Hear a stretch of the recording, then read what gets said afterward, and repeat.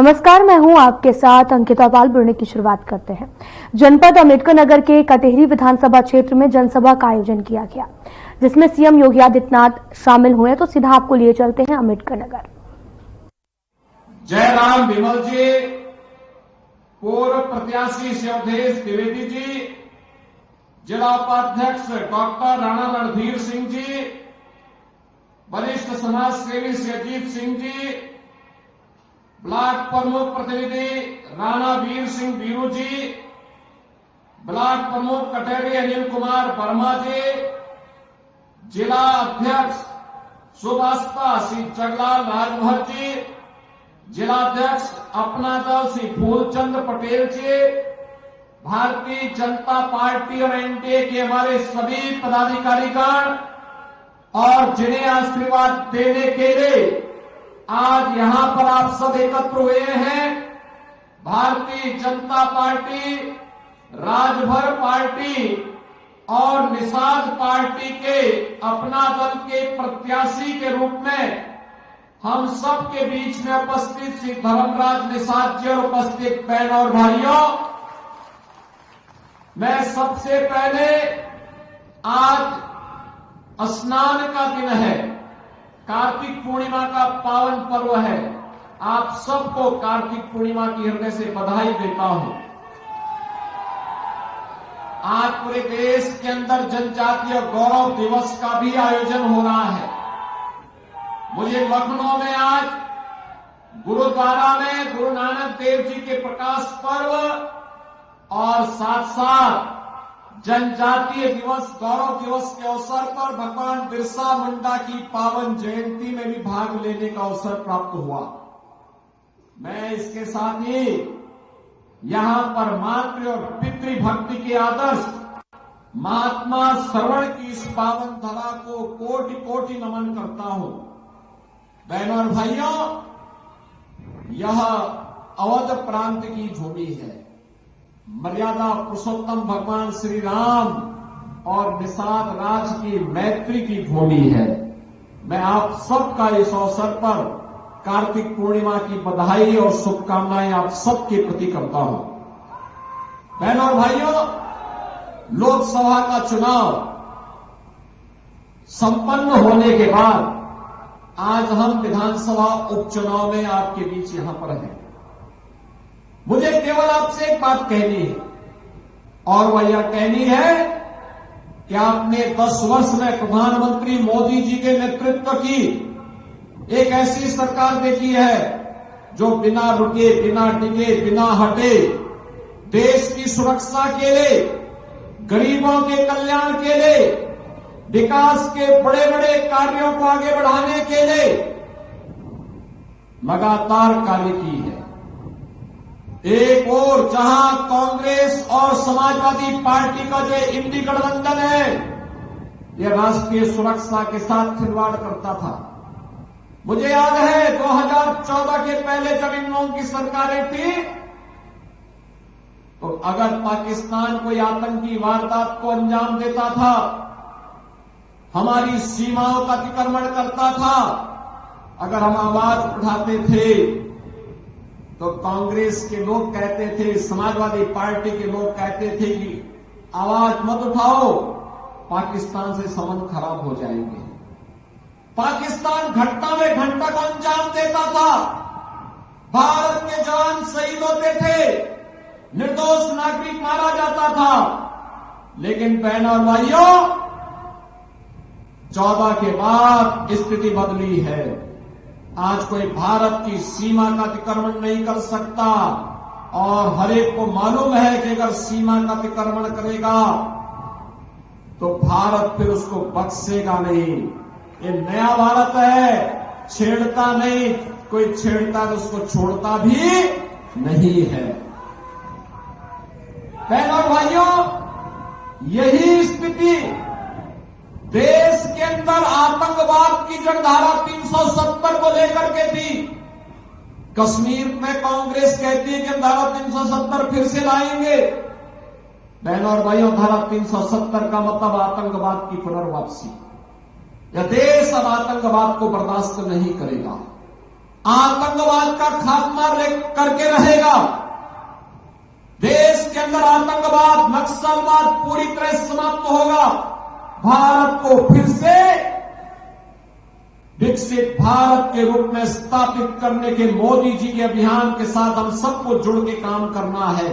और इसके लिए आवश्यक है यूपी के अंदर जो सरकार आज डबल इंजन की कार्य कर रही है, यह सरकार विकास भी करा रही है, विरासत का सम्मान भी दे रही है। मैं आपसे पूछना चाहता हूं, अयोध्या में जब एक निषाद बेटी के साथ क्या कुछ घटना घटित की थी समाजवादी पार्टी के गुंडों ने, और तब भी समाजवादी पार्टी के नेता और उनके राष्ट्रीय अध्यक्ष उसकी दलील दे रहे थे। बहनों और भाइयों, बेटी तो सबकी होती है। बेटी के साथ अगर कोई इस प्रकार का जुर्म करेगा, इस प्रकार का अत्याचार करेगा, तो हमारा तो संकल्प ही है कि उस दुष्कर्मी के लिए फिर जगह नहीं, उसकी जगह केवल और केवल जहन्नुम में हो सकती है, बाकी उसके लिए कोई जगह नहीं हो सकती। और हमारी सरकार पूरी मजबूती के साथ खड़ी रही उस परिवार के साथ, पीड़ित परिवार के साथ। आज मैं आपसे फिर कहने के लिए आया हूं, इस समाजवादी पार्टी के लोग वही हैं जो अयोध्या में राम भक्तों पर गोलियां चलाने वाले लोग हैं। ये लोग कोई भी महाराज सुहेलदेव के स्मारक पे नहीं जाता था, क्योंकि इन्हें भय था कहीं मुस्लिम वोट बैंक खिसक न जाए। लेकिन भारतीय जनता पार्टी ने, एनडीए ने मिलकर के बहराइच में महाराज सुहेलदेव का भव्य स्मारक बनाया है। महाराज सुहेलदेव 1000 वर्ष पहले भारत के महान योद्धाओं। तो वहीं बढ़ते हैं आगे। आपको बताते चले कि जनजातीय संस्कृति के संरक्षण और मातृभूमि की रक्षा हेतु सतत संघर्षरत रहे जनजातीय गौरव धरती आभा भगवान बिरसा मुंडा की 150वीं जयंती जनजातीय गौरव दिवस के अवसर पर अंतर्राष्ट्रीय जनजातीय भागीदारी उत्सव का आयोजन किया गया, जिसका सीएम योगी आदित्यनाथ ने शुभारंभ किया है। आपको बताते चले कि खबर लखनऊ से है, जहां पर अंतर्राज्यीय जनजातीय भागीदारी उत्सव मनाया गया, जहां पर सीएम योगी आदित्यनाथ ने इस उत्सव पर शामिल हुए और सीएम ने कार्यक्रम को संबोधित भी किया। आपको बताते चले कि बिरसा मुंडा की 150वीं जयंती बड़े ही धूमधाम से मनाई गई, जहां पर आपको यह भी बताते चले कि सीएम योगी आदित्यनाथ यहां पर पहुंचे थे और इस दौरान उन्होंने लगातार संबोधित किया। सतत संघर्षरत रहे जनजातीय धरती आभा भगवान बिरसा मुंडा की 150वीं जयंती जनजातीय गौरव दिवस के अवसर पर अंतर्राष्ट्रीय जनजातीय भागीदारी उत्सव का आयोजन किया गया है। के माध्यम से इस चलने वाले कार्यक्रमों में भागीदार बनेंगे। बहनों और भाइयों, धरती माता के प्रति सम्मान का भाव रखने वाला हमारा जनजातीय समुदाय, उसकी कला, उसकी परंपरा, उसके अंदर जो एक धरती के प्रति, इस धरती माता के प्रति जो अनुराग का भाव है, इसको सम्मान देने के लिए आज डबल इंजन सरकार अनेक कार्यक्रमों को आगे बढ़ाने का काम कर रही है। वे कार्यक्रम अलग अलग स्तर पर अलग अलग प्रकार से संचालित हो रहे हैं और खासतौर पर जब हम देखते हैं, मुझे याद है 2017 में जब हमारी सरकार प्रदेश में बनी, जनजातीय समुदाय बहुत सारी योजनाओं से वंचित था। उससे पहले की सरकारों के एजेंडे का हिस्सा ही नहीं बन पाया था और इसीलिए सरकार ने एक अभियान चलाया कि चाहे वह थारू हो, कोल हो, चेरो हो, गौड़ हो, बुक्सा हो, ये जितनी भी ये जातियां होंगी, इन सभी के लिए हम लोग सेचुरेशन के 100% लक्ष्य को प्राप्त करने की दिशा में कदम उठाएंगे। और मुझे इस बात की आज प्रसन्नता होती है कि सेचुरेशन की यानी सभी योजनाओं से उन्हें संतृप्त करने के लिए जो अभियान हम लोगों ने 2017-18 में प्रारंभ किया था, आज वह पूरी गति के साथ आगे बढ़ रहा है। आज आप देख रहे होंगे कि वनों के अंदर रहने वाले, प्राकृतिक संसाधनों पर निर्भर करने वाले, अपनी संस्कृति और अपनी परंपरा के साथ साथ अपनी माटी के साथ अनुराग रखने वाले इन बंधुओं ने ही भारत के प्राकृतिक संसाधनों की रक्षा विपरीत परिस्थितियों में की। और देश के अंदर भी, प्रदेश के अंदर भी, उत्तर प्रदेश के अंदर लगभग 11 जनपद ऐसे हैं जहां पर जनजातीय समुदाय रहता है। कम या ज्यादा संख्या में, सर्वाधिक सोनभद्र से हैं। शेष अन्य जनपद ऐसे हैं जहां पर कम या ज्यादा मात्रा में वो लोग रह करके उन्हें समाज के साथ योजनाओं की, विभिन्न लोक कल्याणकारी योजनाओं से जोड़ने के भी कार्यक्रम चल रहे हैं। आज उन्हें प्रधानमंत्री आवास मिल रहा है, हर घर शौचालय की योजना से आच्छादित किया जा रहा है, ग्रीन ईंधन के रूप में उन्हें एलपीजी के कनेक्शन दिए जा रहे हैं, वृद्धावस्था पेंशन या निराश्रित महिला पेंशन या दिव्यांगजन पेंशन से उन्हें आच्छादित किया जा रहा है। हर जरूरतमंद के पास अपना राशन कार्ड हो, हर जरूरतमंद के पास 5 लाख रुपए के स्वास्थ्य बीमा का एक कवर उसको प्राप्त होता हुआ दिखाई दे। जहां ये सब कार्यक्रम आगे बढ़ाए गए हैं, वहीं साथ साथ वीर एकलव्य के नाम पर चलने वाले विद्यालयों की भी एक लंबी श्रृंखला उन सभी क्षेत्रों में स्थापित करने के कार्यक्रम और आश्रम पद्धति विद्यालयों के निर्माण के कार्यक्रम के माध्यम से भी उनके बच्चों को अत्याधुनिक शिक्षा प्राप्त हो सके, इसके लिए सरकार के स्तर पर अनेक कार्यक्रम चलाए जा रहे हैं। उन योजनाओं का परिणाम है कि उनमें से बहुत सारे लोग आज समाज और राष्ट्र के द्वारा चलाए जाने वाली इन योजनाओं का लाभ लेकर के आर्थिक स्वावलंबन की दिशा में तेजी के साथ आगे बढ़ा है। एक तरफ उन्हें आर्थिक रूप से समृद्धि के पथ पर अग्रसर करना, लेकिन साथ साथ उसकी विरासत और उनकी संस्कृति हर हाल में सुरक्षित रहे, उसे संरक्षित करने के लिए भी सरकार के स्तर पर अलग अलग स्थानों पर म्यूजियम बनाए जा रहे हैं। क्योंकि होता क्या है कि जब हम लोग आगे बढ़ते हैं, टेक्नोलॉजी हमें हमारी विरासत से कहीं न कहीं उससे छुटकारा दिलाती है, लेकिन हमें तकनीक अपनानी है, लेकिन अपनी विरासत से मोहभंग नहीं होने देना है। और इसी बात को लेकर के सरकार के स्तर पर जो प्रयास प्रारंभ हुआ, उसका परिणाम आज इस रूप में आ रहा है।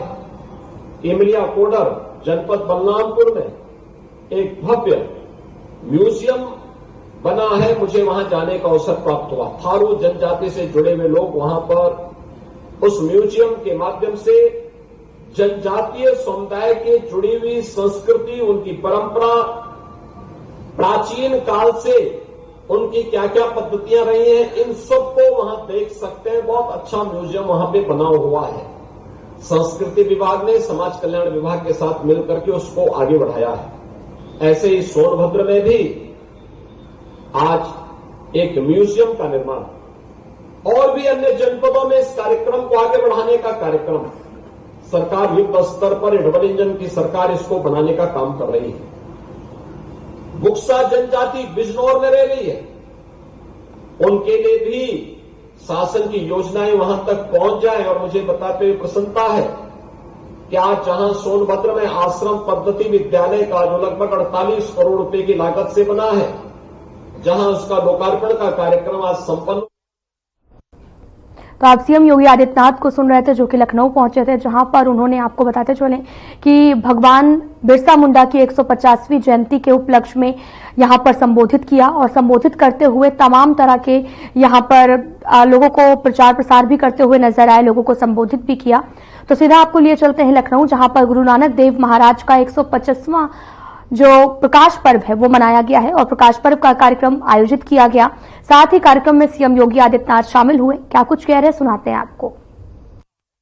उस महान गाथा के साथ हम सब, हर भारतवासी पूरी कृतज्ञता के भाव के साथ जुड़ा हुआ है।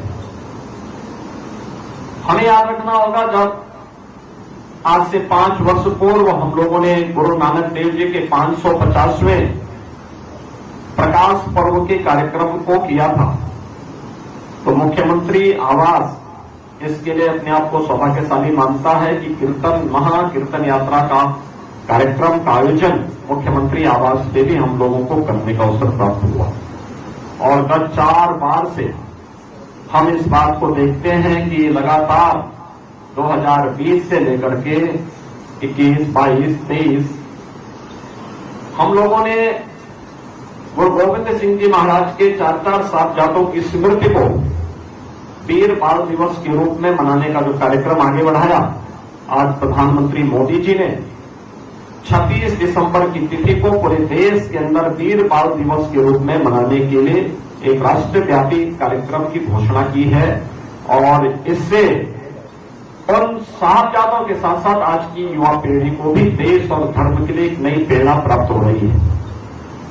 इन महान परंपराओं का जो योगदान है देश और समाज के लिए, कृतज्ञ समाज को और कृतज्ञ राष्ट्र को कभी भी उसको विस्मृत नहीं करना चाहिए, बल्कि उससे एक नई प्रेरणा प्राप्त करनी चाहिए। और सजग समाज, अपनी विरासत से प्रेरणा प्राप्त करने वाला समाज कभी भी परावलंबी नहीं हो सकता, गुलाम नहीं हो सकता। अपने आदर्शों से प्रेरणा ग्रहण करने वाला समाज अपने स्वयं की गुलामी को आमंत्रित करता है। और यह हम सबको हमेशा याद रखना होगा। मैं आज जब गुरु नानक देव जी के इस पावन प्रकाश पर्व पर हम सब एकत्र हुए हैं, आप सभी को, प्रदेशवासियों को मैं इसकी बधाई देता हूं और विश्वास करता हूं कि गुरु नानक देव जी के उन उच्च आदर्शों से हम प्रेरणा प्राप्त करके अपने देश के लिए, धर्म के लिए निरंतर कार्य करते रहेंगे। आप सबके प्रति मेरी शुभकामनाएं हैं। बोले सोनिहाल, बोले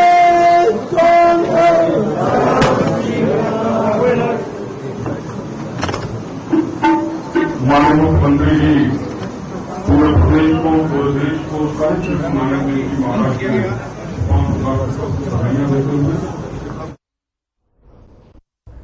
तो आपने देखा कि गुरु नानक देव महाराज का 525वां प्रकाश पर्व था, जहां पर प्रकाश पर्व पर कार्यक्रम आयोजित किया गया था, जहां पर कार्यक्रम में सीएम योगी आदित्यनाथ शामिल हुए। आपको बताते चले कि गुरु नानक देव जी की महाराज की 550वीं प्रकाश पर्व हुआ, जहां पर प्रकाश पर्व पर कार्यक्रम आयोजित किया गया, जहां पर सीएम योगी आदित्यनाथ पहुंचे थे, जहां पर गुरु नानक देव जी के महाराज के प्रकाश पर्व पर लोगों को संबोधित किया। तमाम तरह के गुरु नानक देव जी के महाराज के पद कर्मों पर चलने के भी दिशा निर्देश भी दिए हैं। तो आपको बताते चलें तो सीधा आपको लिए चलते हैं दिल्ली, जहां पर भगवान बिरसा मुंडा की प्रतिमा का अनावरण किया है। गृह मंत्री अमित शाह ने अनावरण किया और अमित शाह ने कार्यक्रम को भी संबोधित किया है। क्या कुछ कह रहे हैं सुनाते हैं आपको। चाहिए और जीवन की ध्येय को समर्पित होना चाहिए, इसको बहुत स्पष्ट रूप से अपने कर्मों से व्याख्यायित किया। निश्चित रूप से भगवान बिरसा मुंडा आजादी के महानायकों में से एक। उस जमाने में 1875 में इतनी कम आयु के बच्चे ने अपनी सेकेंडरी शिक्षा लेते लेते धर्मांतरण के खिलाफ आवाज उठाने का काम किया था। जब पूरे देश पर और 2/3 दुनिया पर अंग्रेजों का शासन था, ऐसा कहते हैं कि अंग्रेज की महारानी का सूर्य उस वक्त कभी डूबता नहीं था। उस वक्त मक्कमता के साथ धर्मांतरण के खिलाफ खड़ा होने की वीरता बालक बिरसा मुंडा ने बताई। और आगे चलकर ये दृढ़ता और वीरता इस देश नायक के रूप में परिवर्तित हुई। जल, जमीन और जंगल यही आदिवासियों के लिए सब कुछ है। इस संस्कार को पुनर्जीवित करने का काम बिरसा मुंडा जी ने किया। उस वक्त जनजातीय समाज में ढेर सारी जागरूकता लाए, मदिरापान का विरोध किया, जमींदारों की शोषणयुक्त व्यवस्था का विरोध किया और ब्रिटिश राज का भी विरोध करने का काम किया। सामाजिक सुधार के लिए ये देश का आदिवासी समाज हमेशा के लिए भगवान बिरसा मुंडा का आभारी रहेगा और उनके स्वतंत्रता और धर्मांतरण के खिलाफ के आंदोलन के लिए भी ये पूरा देश भगवान बिरसा मुंडा का आभारी रहेगा। मुझे अभी अभी हमारे एलजी साहब ने बताया ये 30 एकड़ भूमि में ये बांसेरा जो बसाया है, एक जमाने में यहां कूड़े का ढग हुआ करता था और आज यहां लाखों की संख्या में पक्षी आते हैं और आज कुदरती ये परिवर्तन जब कोई सरकार मन में जन कल्याण और समाज का कल्याण लेकर निकलती है तब कैसे होता है, इसका एक आइडियल एग्जाम्पल है। हम भगवान बिरसा मुंडा के जीवन को, धरती आबा के जीवन को दो हिस्सों में बांटकर देख सकते हैं। एक आदिवासी संस्कृति की रक्षा, इसके प्रति प्रतिबद्धता और दूसरा मातृभूमि की आजादी के लिए, इसकी रक्षा के लिए सर्वोच्च बलिदान देने का जज्बा। ये दोनों क्षेत्रों में 25 साल की आयु क्या होती है? 25 साल की आयु में भगवान बिरसा मुंडा ने अपने कर्तृत्व से ऐसी कथा लिखी जिसके कारण 150 साल के बाद भी पूरा देश आज भगवान बिरसा के सामने नतमस्तक होकर खड़ा है। और अंग्रेजों के खिलाफ क्रांति की ज्योति जगाई और आदिवासियों की स्थिति के बारे में न केवल देश, पूरी दुनिया का ध्यान दिलाया। भगवान बिरसा मुंडा देश भर में अंग्रेजों के खिलाफ ढेर सारे स्वतंत्रता संग्राम हमारे आदिवासियों ने लड़े, उसकी महान लड़ी का एक हिस्सा है। झारखंड में सिद्धो कान्हो हो, फूलो जानो की दो बहनें हो और बिरसा मुंडा के नेतृत्व में उल गुलान का संघर्ष हो। राजस्थान में गुरु गोविंद के नेतृत्व में चला भील आंदोलन हो, वसुदेव बलवंत फड़के के नेतृत्व में महाराष्ट्र में हुआ रामोसी विद्रोह हो, उत्तराखंड का बेल और बुक्सा आंदोलन हो, तेलंगाना में रामप्पा नायक, पाजासी राजा और कुरुचिया विद्रोह, ये बहुत बड़ी आजादी के लिए संग्राम तेलंगाना के आदिवासियों ने किया। मध्य प्रदेश में शंकरशाह का सन 57 का पराक्रम हो, दुर्गावती का मुगलों के खिलाफ आत्म बलिदान हो या बेगांव का आंदोलन हो, तात्या भील का आंदोलन हो, ये भी आदिवासियों के नेतृत्व में चला। पूर्वोत्तर में खासी और नागा, इन्होंने भी अंग्रेजों के दांत खट्टे करे और नागालैंड में रानी मां ने अंग्रेज सरकार की नींद उड़ाने का काम किया। परंतु दुर्भाग्य की बात है कि आजादी के बाद ये महानायकों को भुलाने का काम किया। 2015 में नरेंद्र मोदी जी ने एक निर्णय किया कि 200 करोड़ की लागत से देश भर में 20 आदिवासी महानायकों के संग्रहालय बनाए जाएंगे, जिससे हमारे बच्चे ये महान संघर्ष को याद। और मुझे याद है, मुझे आनंद है कि इसमें से 3 संग्रहालय अब तक बन चुके हैं और मोदी जी ने भगवान बिरसा मुंडा संग्रहालय रांची, जबलपुर में शंकर शाह रघुनाथ शाह का संग्रहालय और छिंदवाड़ा में। फ्लैश बुलेटिन में इतना ही। नमस्कार।